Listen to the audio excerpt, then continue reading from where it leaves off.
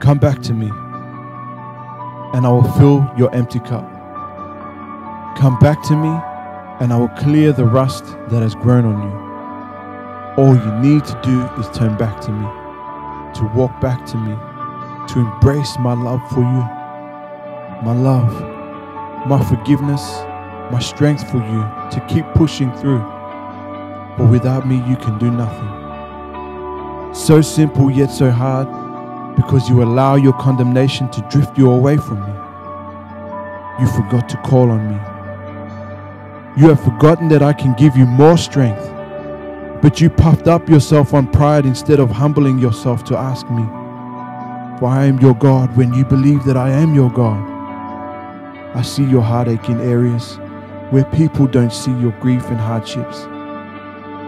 You get upset when your fellow brethren forget to pray about certain things, and even in the areas where you are more sensitive to me. I see it all, child. But are you going to let it affect you in a way that your flesh will handle it?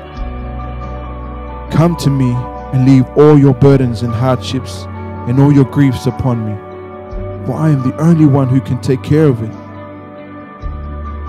Dearly beloved, cast all your care upon me, for I am the only one who can handle your fragile heart.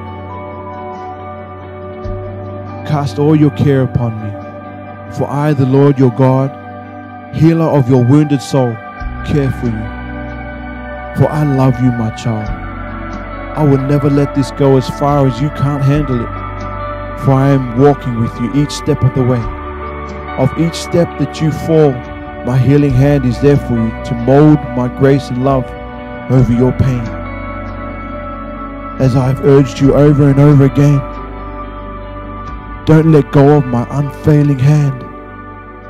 Don't stop running this race, for I am your very strength when you feel overwhelmed with weariness. My heart yearns for each child of mine to return to me, for with me you will always find your completion and your rest from all that troubles you. So lay it all down at my feet, and I will fight for you, my child.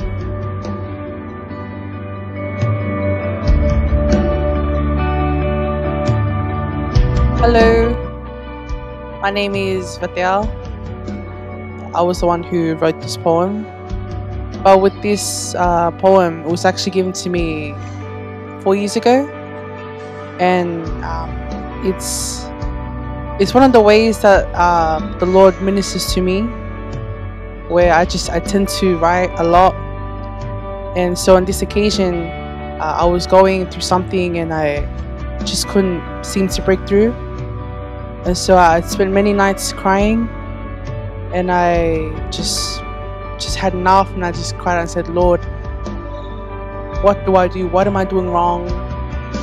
And so he just told me to get pen and paper and to start writing. And so I just started writing, not knowing what I was writing exactly, but I had when I had finished, I looked back on the poem and I read it, and what I had written was exactly what I needed to hear, and it was the exact answer that I was looking for.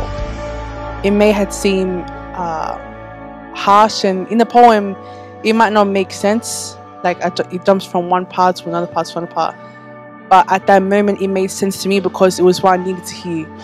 And so this poem, well, it's not exactly a poem, it's more of just a letter from the Lord. And I've written a lot of letters, but the Lord can talk to you through many ways, and He can use any kind of talent that you have to minister not only to people out there but also to yourself. And so in this case, it was a message for me in which I can now share with others and encourage them and say, hey, it's okay. You might not understand now with what you're going through, but the Lord knows what you need to hear, and He has the answer.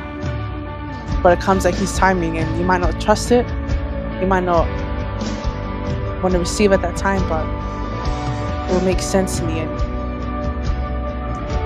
May you be blessed by this poem. Enjoy. Amen.